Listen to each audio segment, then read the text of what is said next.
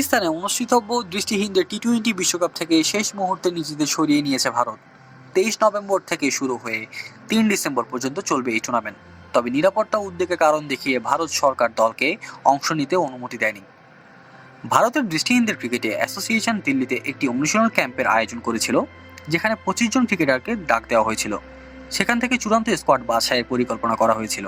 তবে সরকারের সিদ্ধান্তে হতাশা প্রকাশ করে দলের অধিনায়ক দুর্গা টুম্পাকি বলেন, বিশ্বকাপে অংশ নিতে না পারা আমাদের জন্য অত্যন্ত হৃদয় বিদারক।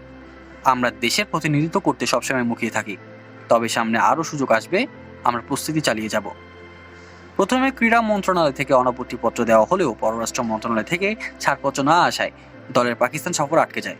সরকারের সিদ্ধান্ত মেনে নিয়ে সিএবিআই এক বিবৃতিতে তারা জানায়, নিরাপত্তা বিষয়টি গুরুত্বপূর্ণ, সরকারের উদ্বেগ আমরা সম্মান করি। এটি ভারতের আরও একটি পদক্ষেপ যেখানে পাকিস্তানের খেলাধুলার জন্য দল পাঠানো বন্ধ রাখা হয়েছে। এর আগে জাতীয় ক্রিকেট দল এবং কাবাডি দলকেও পাকিস্তানে পাঠানো হয়নি। বিশেষজ্ঞরা বলছেন, খেলাধুলাকে রাজনীতি থেকে আলাদা রাখার আহ্বান সত্ত্বেও ভারত সরকার ক্রীড়া কূটনীতি কৌশল বজায় রেখেছে। অধিনায়ক দুর্গা রাও টোম্পাকি দলের নতুন প্রতিভা নিয়ে সন্তুষ্টি প্রকাশ করে জানান, আমাদের দলের প্রতিভার অভাব নেই, আগামী টি-20তে আমরা আরও শক্তিশালী হয়ে ফিরব।